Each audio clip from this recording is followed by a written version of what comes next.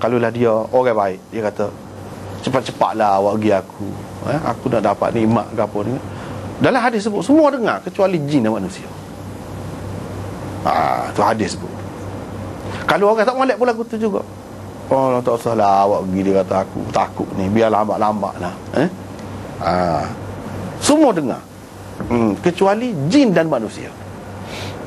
Manusia ni dengan jin pun tak serupa dah. Kita ada benda kita tak nampak alik dinding alik sana.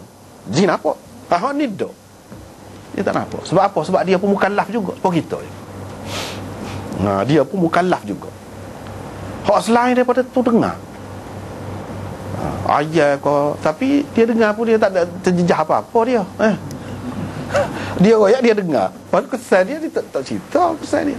Dia tahu banyak perkara, kadang-kadang lebih tahu benda lain lagi daripada kita, lebih hebat hak lain lagi daripada kita. Kalau nak tengok dari sudut tu lah. Tapi kalau tengok dari sudut ada akal, adanya taklif daripada Allah SWT, tentulah kita ni lebih kan. Thaqalain ataupun jin dan manusia ni lebih daripada yang lain. Sebab ada pula tempat kita tu tidak saja syurga. Tu syurga. Kalau buat baik ke apa, molek ke apa, syurga.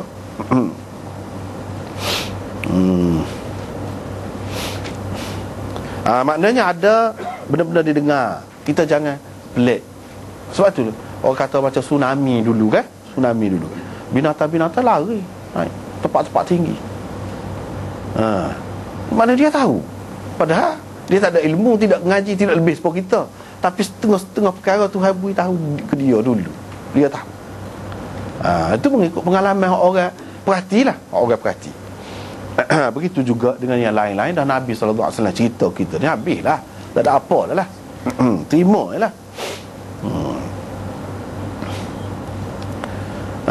Di sini yang kelimanya, iaitu peristiwa ni hak Nabi hadapi ni, lagu ni berapa kali? Sekali ke, atau dua kali ke, atau tiga kali? Itu timbul kemuskilan. Dan orang yang berkenaan ni, yang diseksa dalam kubur ni, orang kafir ke orang Islam?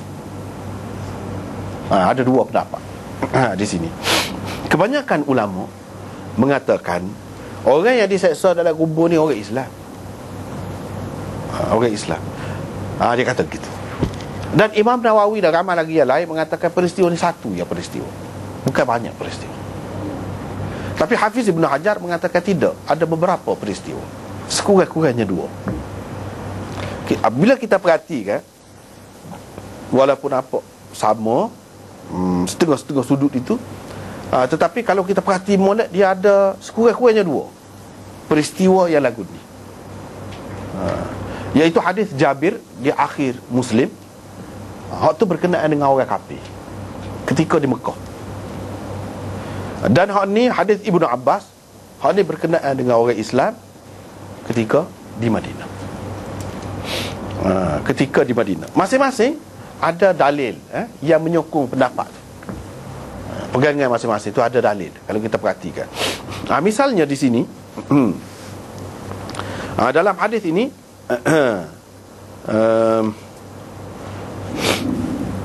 disebutkan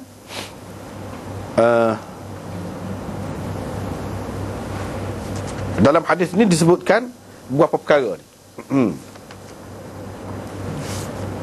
Yang pertamanya, hak pergi bersama dengan Nabi SAW ni ramah. Hak hadis Ibn Abbas, kalau kita perhati, bukan riwayat dia sajalah, banyak lagi hak lain dalam kitab-kitab lain. Dia bukan Ibn Abbas orang, ramah. Yang kedua, peristiwa ni berlaku di Madinah, bukan dalam perjalanan Nabi, bukan ketika safar, tetapi di Madinah. Itu berlaku. Ni hadis Ibn Abbas dalam Bukhari. Yang ketiga,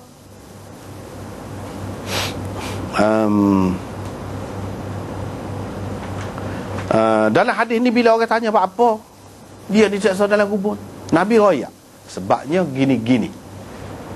Hak ni kerana dia tidak jaga diri daripada air kencingnya. Hak ni kerana dia mengacu.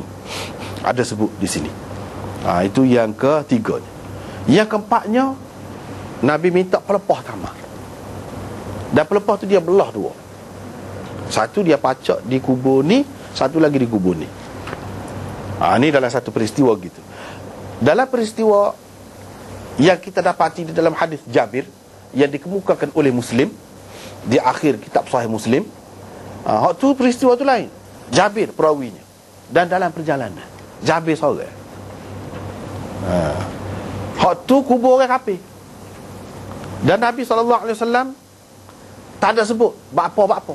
Dia kayak diseksa. Diseksa saja. Lepas pada tu Nabi SAW bukan ambil pelepah tamak, dia ambil 2 ranting kayu pokok. Tidak sebut satu pelepah dibelah 2, tidak. Dia ambil 2 ranting pokok. Di mana sebelum pada tu dia kencing dekat tu. Nabi SAW kencing dekat tu, lepas tu ada pokok. Lepas tu dia pun kata orang ahli kubur ni sedang diseksa. Sedang diseksa. Nabi SAW pun suruh ambil ranting kayu. Ambil ranting kayu. Satu dia pacak di kubur ni, satu dia pacak di kubur ni. Hak di Mekah tu mengikut boleh dikatakan semua ulama hak terima lah riwayat cerita ni, ada 2 hak terima lagu tu. Dia kata hak ni orang kafir, hak di Mekah, bukan orang Islam. Hak dalam perjalanan tadi, riwayat Jabir tadi. Dan riwayat Ibnu Abbas ni orang Islam. Masing-masing hujah lah. Dia kata kalau hak ni setengah ni kata hak Ibnu Abbas ni pun bukan orang Islam, orang kafir juga, tetapi itu kurang tepat.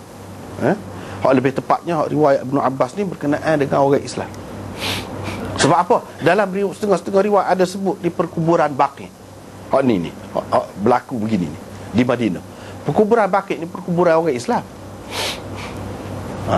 Itu dalilnya. Dalam riwayat-riwayat lain ada sebut Nabi SAW tanya, "Man dafantum al-yawm?" Hari ni kamu kebumikan siapa? Hari ni kamu kebumikan siapa? Bila kata hari ni kamu kebumikan siapa, maknanya dia tanya sahabat-sahabat dia.